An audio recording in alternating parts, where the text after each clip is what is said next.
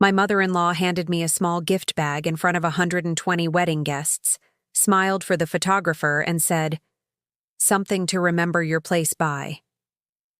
Inside was a used napkin, still faintly stained, folded like it had come straight off someone's lap an hour earlier. What Vivian didn't know, standing there in her champagne-colored dress with everyone watching, was that I'd spent 11 years coordinating events at venues exactly like this one, and I recognized that napkin's monogram before she'd even finished her sentence. If you've ever been humiliated in a room full of people who were supposed to be celebrating you, stay with me because this story has a very specific ending. And if you want more stories like this one, go ahead and subscribe now. My name is Elena. I've worked as a wedding and event coordinator for over a decade, which means I know venue linens, seating charts, and vendor logistics better than almost anyone in that reception hall, including, as it turned out, my new mother-in-law. Theo and I met 3 years ago through a mutual client. His architecture firm designed the pavilion for a wedding I was coordinating, and he showed up to the walkthrough in work boots, covered in drywall dust, apologizing for tracking dirt across my carefully organized floor plan. I liked him immediately. What I didn't fully understand yet was that his mother, Vivian, had very specific ideas about who belonged in her son's life, and a wedding coordinator who worked for a living wasn't part of that picture. I built my coordination business from nothing over 11 years, starting as a part-time assistant for a catering company, while I finished a degree I never ended up using, and working my way into full event coordination, through sheer persistence and an eye for detail that clients noticed even when I didn't point it out myself. By the time I met Theo, I had a roster of regular venues, a small but reliable team, and enough of a reputation that people occasionally recognized my company name at industry events. I was proud of what I'd built. Vivian, it turned out, saw a woman who arranged flowers for a living and drew her own conclusions from there. I met Vivian for the first time at a dinner.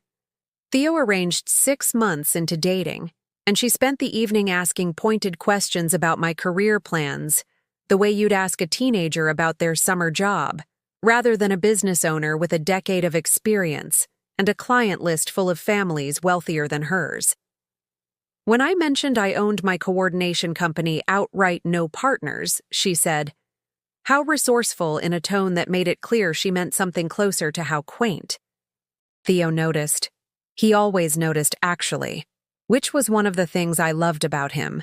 He'd catch my eye across the table. When Vivian said something, pointed a small apologetic look that said he saw it too. What he didn't do, not that night, and not for most of the 2 years that followed, was actually say anything to her about it.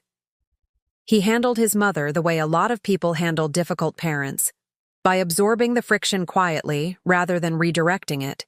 When Theo proposed, Vivian's first question, according to Theo, wasn't about me at all.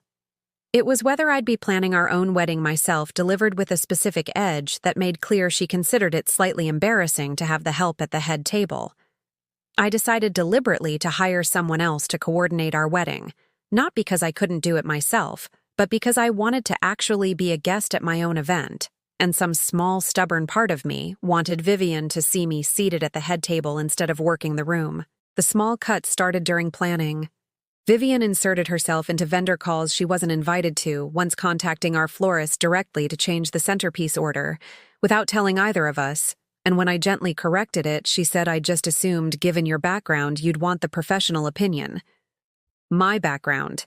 As if 11 years of coordinating weddings for people with budgets triple the size of ours somehow disqualified me from having taste of my own. At the rehearsal dinner, Vivian stood to give a toast and spent most of it talking about Theo's childhood, his ambitions, the woman she'd always imagined he'd end up with, someone from the right circles, she said, glancing unmistakably in my direction, before catching herself and pivoting back to a story about his college graduation. Theo squeezed my hand under the table. He didn't say anything to her afterward either. I remember sitting there watching 30-some guests politely laugh along with a toast that had clearly wandered somewhere uncomfortable, and thinking about how many rehearsal dinners I'd coordinated professionally where I'd have gently, invisibly redirected exactly this kind of moment, a quiet word to the DJ, to cue music, a subtle cue to the next speaker. At my own rehearsal dinner, I had no such tools. I was just a guest, watching my future mother-in-law say something pointed and unfinished, and hoping nobody else had caught the specific edge of it the way I had. "She doesn't mean it the way it sounds," he told me that night in the hotel room, and I remember feeling the specific loneliness of hearing your partner explain away someone else's cruelty instead of naming it. "She's just old-fashioned about this stuff. She'll come around once she sees how happy I am." I wanted to believe that. I'd built an entire career on smoothing over friction at other people's events, staying calm while mothers-in-law micromanaged flower arrangements, and fathers argued about seating charts, and some part of me assumed I could apply that same professional patience to my own family. I didn't yet understand that patience and acceptance aren't the same thing, and that Vivian wasn't confused about how she felt about me. She was entirely clear about it. She just hadn't decided yet how publicly she wanted to show it. The wedding day itself started beautifully. The venue, a restored orchard property an hour outside the city, was one I'd worked at twice before professionally, which meant I knew the staff, the floor plan, and the head coordinator, a meticulous woman named Priya, who greeted me with a hug the moment I arrived. "Your table linens came in gorgeous," she told me. "We used the ivory damask set exactly like you specified. I'd chosen that fabric myself months earlier, a specific weave with a small embroidered corner monogram, unique to the venue's own linen inventory, distinct enough that I could identify it at a glance from any table in the room. I'd walked that property so many times professionally that I could have drawn the floor plan from memory. Which table sat, where which doors led to the kitchen, which corner of the orchard caught the best afternoon light for photos. I never expected that same familiarity would end up mattering for a reason that had nothing to do with coordinating someone else's event. The reception moved through dinner smoothly toasts, dancing the particular warm blur of a day you've looked forward to for a year finally arriving. About an hour before the cake cutting, Vivian approached our table holding a small gift bag tissue paper visible at the top, and asked if she could share something with the room before the cutting began. Theo, distracted by a conversation with his groomsmen, nodded without really registering what she'd asked.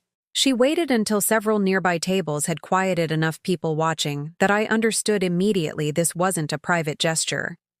"I wanted to give Elena something meaningful," she said, loud enough to carry, since she spent her whole career giving other people beautiful things. She handed me the bag. I reached past the tissue paper and felt fabric cool and slightly damp, and pulled out a folded cloth napkin, visibly used a faint lipstick smudge along one edge. "Something to remember your place," by Vivian said, smiling for my aunt's phone camera like she'd just handed over a family heirloom.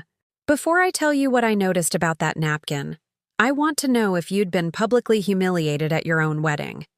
Like that, would you have said something immediately, or waited the way I did? Tell me in the comments." I didn't say anything right away. I've spent 11 years managing difficult moments at other people's events, and the first rule I always follow is simple: never react before you understand exactly what you're looking at. So I smiled, thanked her with a flatness I hoped read as composure rather than shock, and set the napkin on the table beside my plate. It was the embroidered corner that caught my attention almost immediately, a small monogram woven into the fabric subtle enough that most people would never notice it. I'd specified that exact linen pattern for our reception myself months earlier from this exact venue's own inventory. This wasn't a napkin Vivian had brought from home. This was one of our own table linens from somewhere else in the room, still damp from someone else's meal. I turned the napkin over slowly under the table, away from my aunt's still-raised phone, running my thumb along the stitched corner.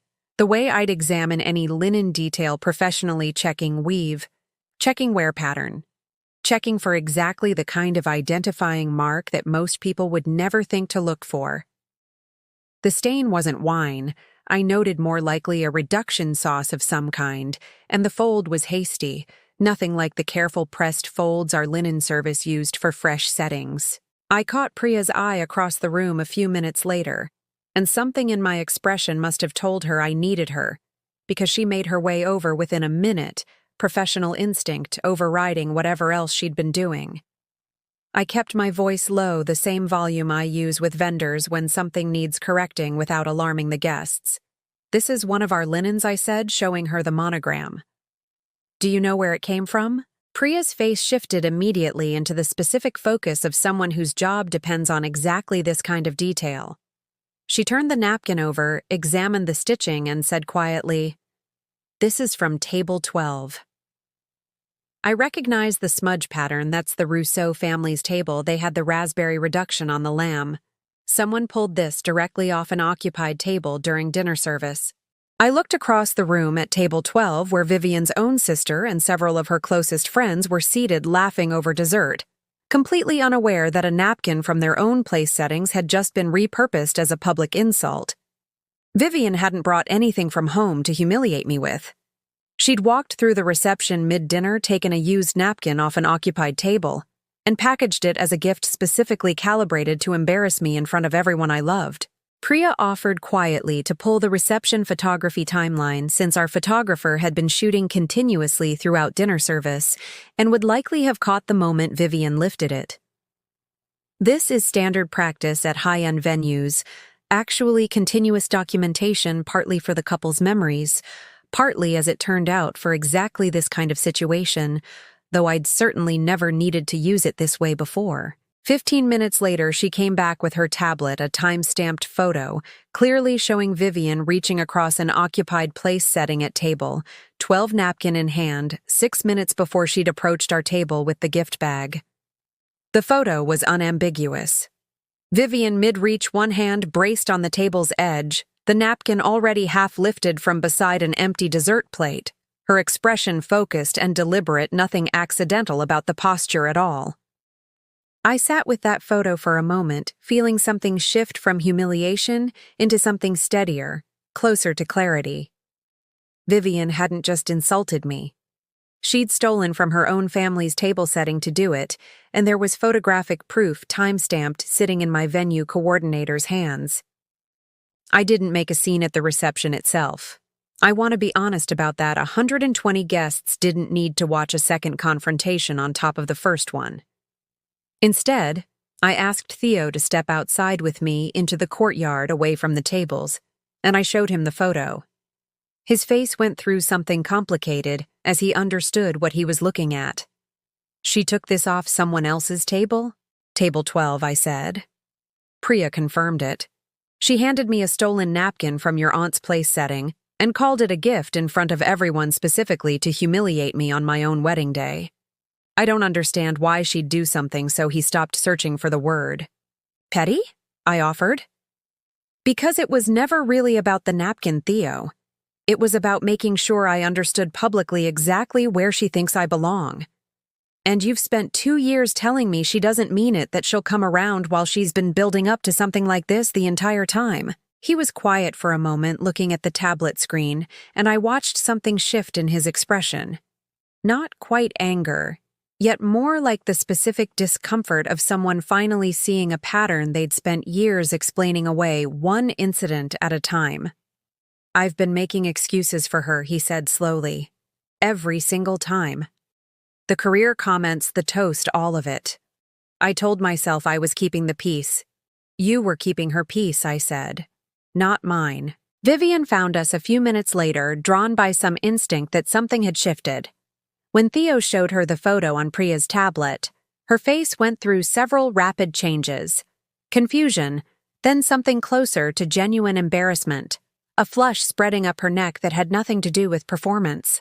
"I didn't think anyone would notice where it came from," she said quietly, and for one brief moment, something real surfaced in her voice, something that sounded almost like shame at being caught in something so small and so deliberately cruel.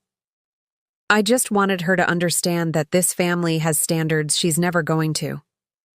She stopped herself, hearing what she was about to say out loud for the first time.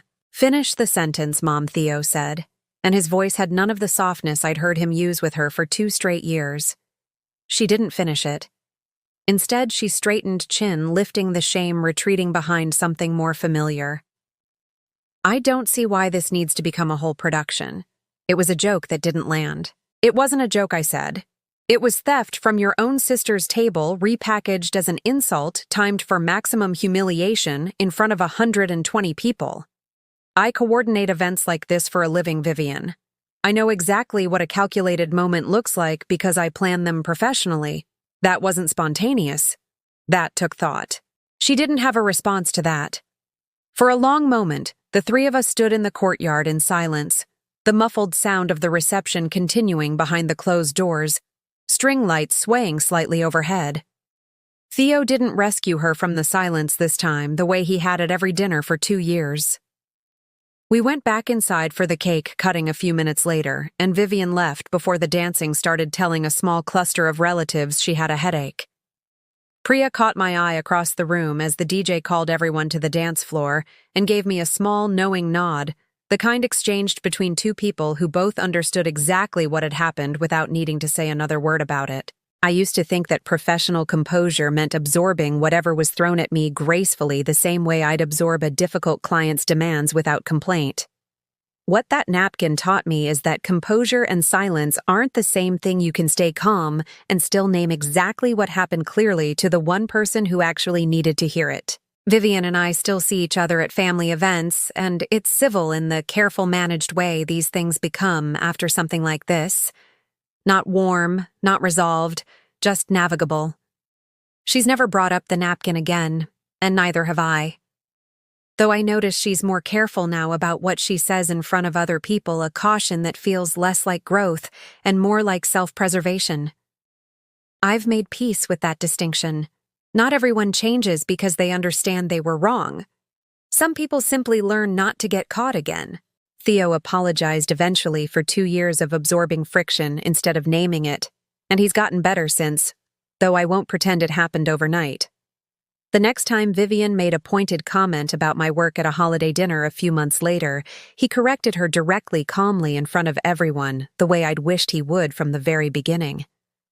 It wasn't dramatic. It didn't need to be. Some patterns take longer to unlearn than a single wedding day can fix, but I noticed the shift, and it mattered. I kept that napkin actually tucked in the back of a drawer the way I keep records from difficult events professionally. Not out of spite.